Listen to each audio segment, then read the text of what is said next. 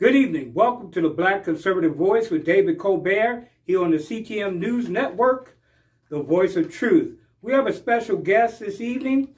We have Miss Martha Boneta. She's joining us here all the way from Washington, D.C.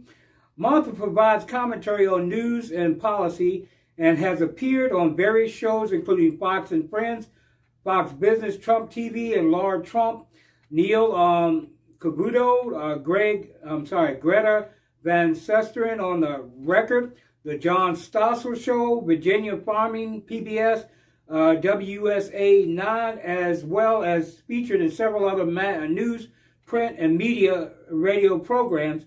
Martha has been on the cover of magazines, including the Christian Times Magazine, which is our parent organization, and is read all around the world. Today, Martha speaks all over the country and the world on a variety of topics. Martha Boneta is a native Washingtonian, policy advisor, political strategist, and a nationally recognized commentator on politics and current affairs. Martha has two bills named after her in the oldest legislative body in the nation. The Boneta bills are Boneta 1 and 2, Boneta bills 1 and 2 that protect property rights and cuts burdensome red tape and over-regulation. Welcome, Martha Boneta. Welcome to the Black Conservative Voice with David Colbert. We're glad to have you here. Thank you so much for having me on your show, and thank you for all you do to support our president and this administration. Okay, Martha, we're going to begin we have a few questions that we're going to be asking today on various subjects. The first question that we're posing to you today is this. What do you think about Bill de Blasio's layoffs, or what do you call them, furloughs in New York City? What do you think about what he's doing there to his workers as well as the first responders, which are in threat of being laid off? You know, it's heartbreaking. In the United States of America, something that touches the hearts and minds of every American, no matter who you are, no matter what you believe in, no matter what political party you're affiliated with, is knowing that you can feel safe and secure in our nation. And to decrease the size of the police department, to lay off our first responders, is heartbreaking, not only to me and my family, but to countless Americans on both sides of the aisle that rely upon the safety and security that comes from a vibrant police force and first responders. So I guess I should say that this is surprising, but it's not, because we've seen time and time again how under his leadership, these types of horrific scenarios unfold before our eyes, causing lots of Americans to lose sleep at night, wondering if there's going to be the safety and security that comes from having a police department and first responders that are well funded and ready at a moment's notice to defend the American people. Once we start defunding the police, once we start decreasing our police departments, once we start having less first responders, what does that do for the morale of our nation? You know, Our country provides safety and security to the American people. There are places in the world where people go to sleep at night in fear, not knowing if there will be the protections they need in the event of an emergency, in the event that they're under attack. And here we have a scenario right not far from Washington, D.C. and New York, where the leadership wants to literally create an unsafe environment for the thousands upon thousands of people that make New York home. And, you know, I never dreamed in a million years I would see this day. Our first responders and our police need our support. Every single day, these hardworking men and women wake up, risk their lives so that we can be safe. And we need to support them, and we need to give them all of the encouragement that they need to know that that they're going out there defending us, knowing that they're going to have a job the next day. I mean, you know, really, we're at a point now where there is so much uncertainty under this kind of dreadful leadership, under de Blasio's leadership, that it's really unbelievable. I mean, you wake up every morning, it's like you're in the twilight zone.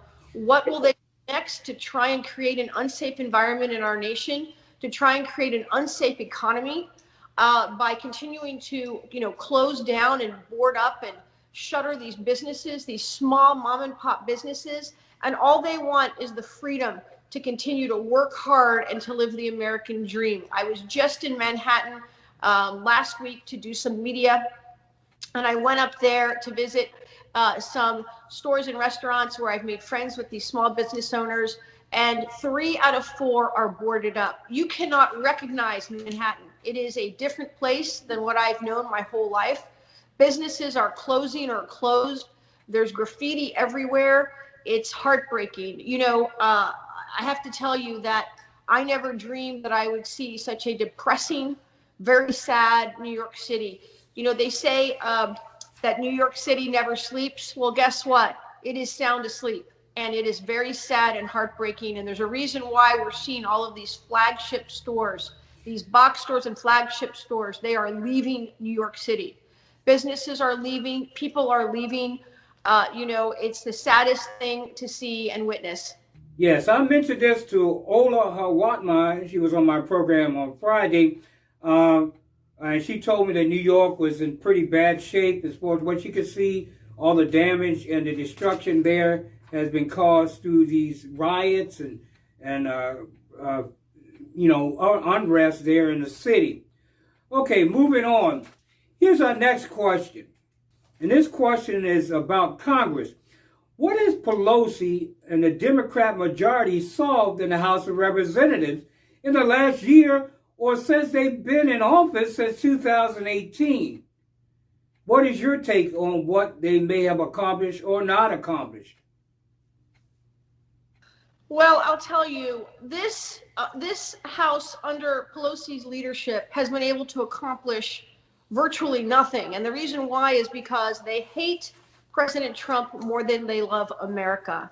And to that end, they are willing to create roadblock after roadblock after roadblock to prevent our president, Donald J. Trump, from his America First platform. However, even having said that, this president has done more than any other president has in his term, his tenure as president of the United States. I can give you a huge list and spend the rest of the show talking about the accomplishments from, the last 5 presidents on both sides of the aisle have all promised to move the embassy in Jerusalem, but he's the only one that did it.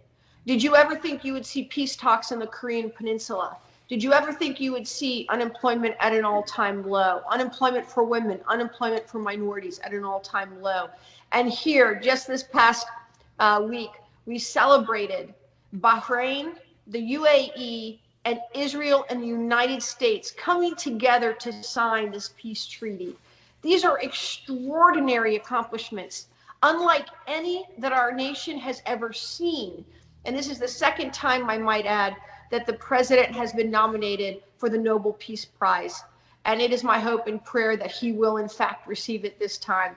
His accomplishments are unprecedented, and it is so amazing to be alive for such a time as this. I mean, it was only a dream that there would be peace in the Gulf. And here before our eyes, we are seeing this peace treaty come to fruition. And, I'll say it again, we're going to see more and more countries in the Gulf sign on in the days and weeks and months to follow. But none of this is because of Nancy Pelosi. This is because of our president, Donald J. Trump, and this administration that has made this happen. There's a lot that's going on there in Washington, and I'm sure you're pretty much up on what's happening there. Next question I'd like to ask is, what is your take on Antifa, and what do you see if Trump wins in the 2020 election? I have to start by saying I am a huge advocate for the freedom of speech, the freedom to express opinions, popular or not, in the greatest nation on earth, the United States of America. And I often hear people say, well, Martha, how can you say that? You support all of these folks that are advocating for the burning down of America. Well, here's the difference. Freedom of speech doesn't mean only what I believe and what I want for our nation. It means I may not agree with what somebody else is saying, but they have the freedom to say that. Now, where the line is drawn is when it incites violence, when it causes destruction, looting, burning, breaking down windows, violence, assault.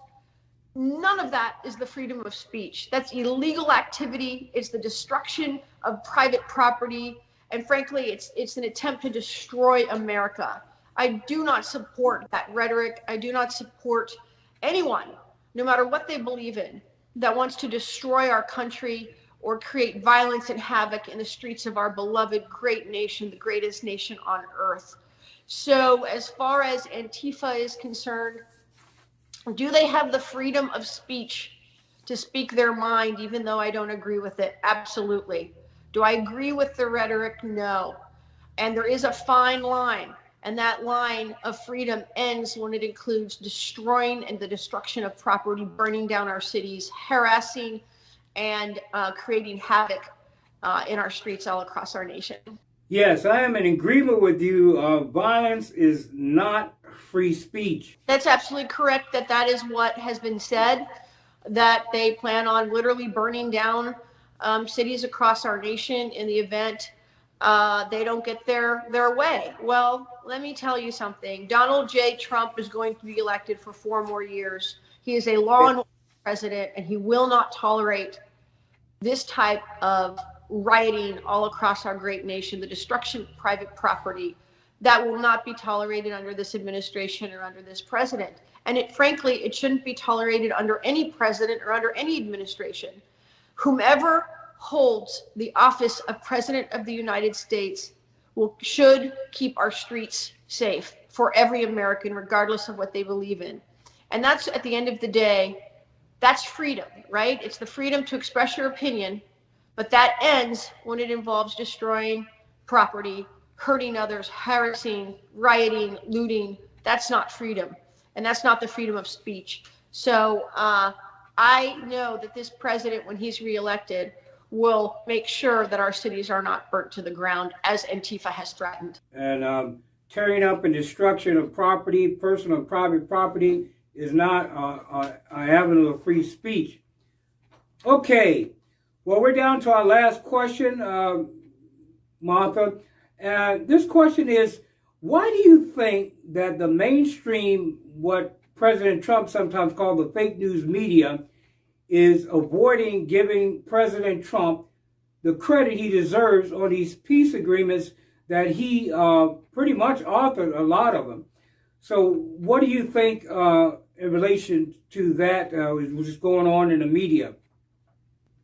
Well, you're absolutely right. And, I've said it before and I'll say it again. They hate this president more than they love America. Now, having said that, even the Washington Post applauded President Trump for his extraordinary, unprecedented efforts in the Middle East.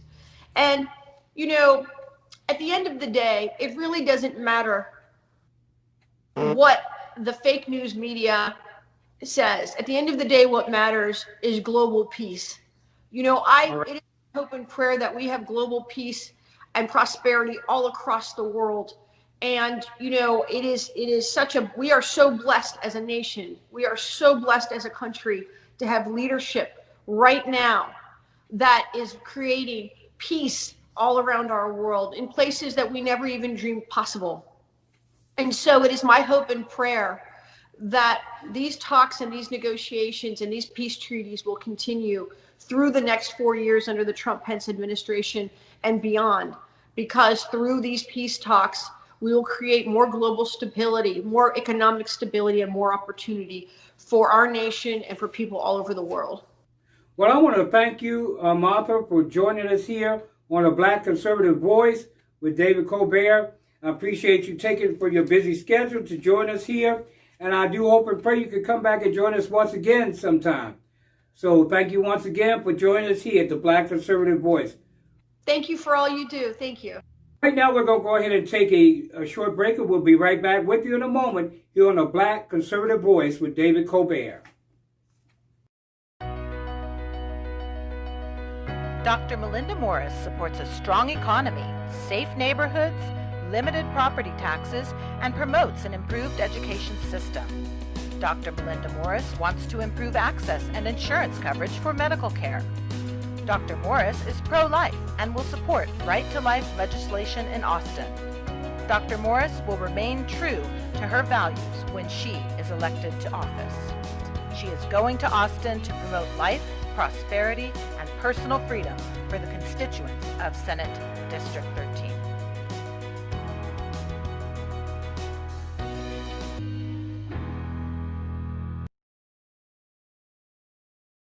Welcome back. You're watching The Black Conservative Voice with David Colbert here on the CTM News Network, the voice of truth. Boy, some great news in the news today. Kosovo awards President Donald J. Trump with an Order of Freedom. Kosovo president has awarded President Trump with one of its nation's highest honors. President Hashim Thaçi bestowed Kosovo's Order of Freedom on the president for his role in helping the country normalize economic ties with Serbia. This came 2 weeks after the former Balkan war foes signed a peace agreement at the White House. The honor has previously been given to local and foreign citizens for their help in defending Kosovo's freedom. During Friday's signing ceremony, the foreign leader thanked President Trump for brokering the agreement between Serbia and Kosovo. He says, "I am very happy that I just signed the Freedom Order as the president of Kosovo and in the name of the people of Kosovo for His Excellency President Donald J. Trump for his exceptional contribution to the freedom of Kosovo and the strengthening of peace and reconciliation in the region," stated President Thaçi. He also awarded the Presidential Medal of Merit to both National Security Advisor Robert O'Brien and Special Envoy Richard Grenell, who he said were indispensable for pulling together the deal. President Trump, in a rally, he alluded to some other things that are going to be occurring within the next few weeks, or as he is moving toward re-election. President Trump is committing an additional funding for U.S. farmers who were hit during the pandemic during Thursday night's campaign rally in Wisconsin. The president announced this administration will allocate another $13 billion in aid. "I'm proud to announce that I'm doing even more to support Wisconsin farmers," he stated. "Starting next week, my administration is committing an additional $13 billion to relief to help farmers recover from the China virus. Farmers have been suffering financially as a result of the corona pandemic. Earlier this year, Congress authorized an additional $19 billion for the Department of Agriculture as part of the COVID-19 legislation. The president's announcement comes as congressional Democrats continue to blame Republicans for stalling the latest corona talks. President Trump took aim at House Speaker Pelosi on Twitter, where he wrote, "Pelosi wants to take $30 billion away from out of our farmers." He has reaffirmed this can't happen. And he also mentioned in the, I hope I heard him clearly, but he also mentioned help also to Puerto Rico, who has been hit recently by these pandemic and all these different things going on, even the farming community there. Okay, we're going to, let me see what our time looks like. Well, we're going to take a short break right now. We'll be right back with you in a moment here on the Black Conservative Voice with David Colbert on the CTM News Network, the voice of truth.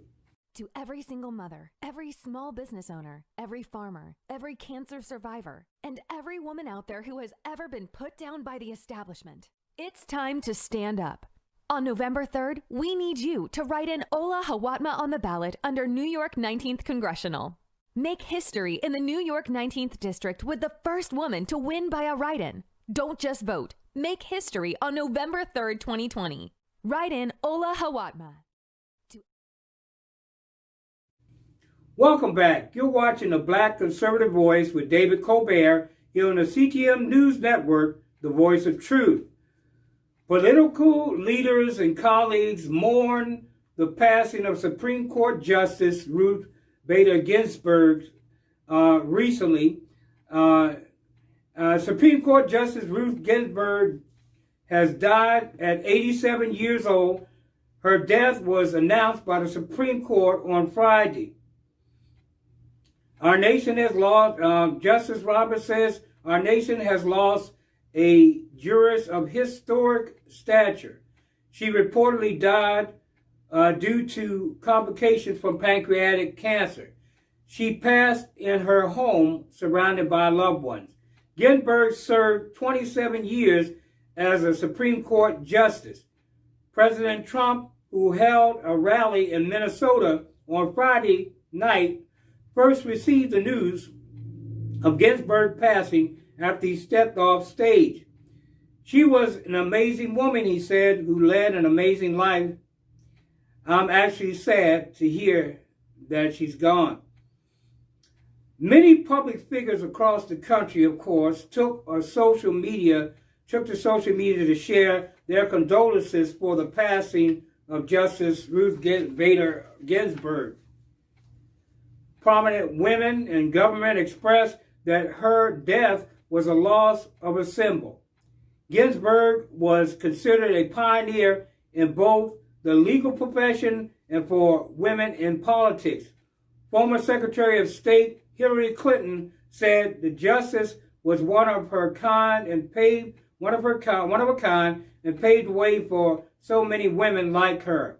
Kansas Governor Laura Kelly stated Ginsburg served the country with integrity and advocated for those who could not speak for themselves. Let's remember that. This is a devastating personal loss for so many, but more than that, it is a devastating loss for our country. Her memory is already a blessing. May it also be a call to continue her work for justice and equality under the law, Hillary Clinton says. Democrat presidential nominee Joe Biden also responded to her death. He stated Ginsburg was beloved because she fought for civil rights of everyone. She practiced highest American ideals as a justice, equality, and justice under the law, he said. Ruth Bader Ginsburg stood for all of us. Former Democrat presidential candidates, including Andrew Yang, former Mayor Buttigieg, and Beto O'Rourke, also shared their sympathies. Republican leaders acknowledged her legacy and her work for the country despite not always agreeing with the progressive justice.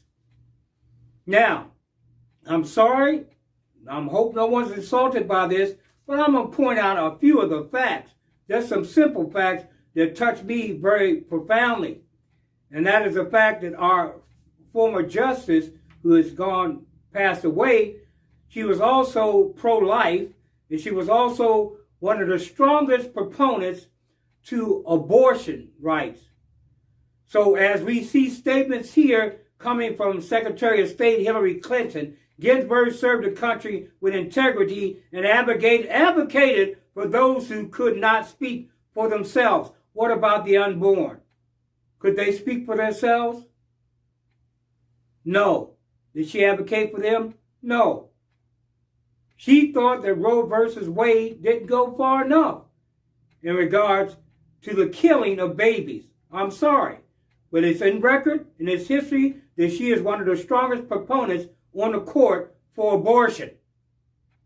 Ruth Bader Ginsburg endorsed abortion. She spoke strongly about abortion. Matter of fact, some of you out there who do not know whether your child has had an abortion or whether they are able to get it without you knowing it at their certain age, she was behind that as well. So I'm not saying she hasn't accomplished some good things, but we need a new justice on the court. Someone who is pro-life, somebody who cares and speaks for the unborn. Not just somebody that they're saying that does. And this other statement that even presidential candidate Joe Biden made, she practiced the highest ideals as a justice, equality of justice under law. He said Ruth Bader Ginsburg stood for all of us. She did not stand for the unborn child. I'm sorry. She stood on the side of the Planned Parenthood and all these people who murder babies. I'm sorry. This is just the way it is. This is the truth. I'm not saying anything negative about Ginsburg. She's had her accomplishments over the year, whatever, but that is one of the dark parts of her accomplishments. Standing by the wicked laws that govern killing of babies.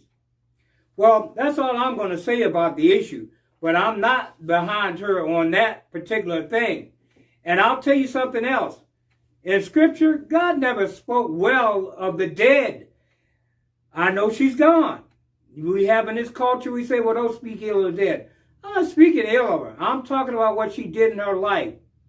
You know, she may have had some legislation she supported or whatever, but all I see as someone, and as an American citizen, is her stance against the unborn child. And I'm sure this is why President Trump didn't say a whole lot, because he knows that we're going to go and try to get us a conservative justice on the court. So I do offer my condolences to Ruth Bader Ginsburg and her family, but abortion was not a good thing to be behind in the killing of unborn children. Well, once again, I want to thank you for joining the Black Conservative Voice here on the CTM News Network, the voice of truth. I want to thank our special guest earlier, Ms. Martha Boneta, for coming and join us here on the Black Conservative Voice. I hope she can come join us again sometime. And I want to say this, as I always say to you, God bless you, God bless America, and God bless the world. And this is David Colbert from the Black Conservative Voice saying, good night.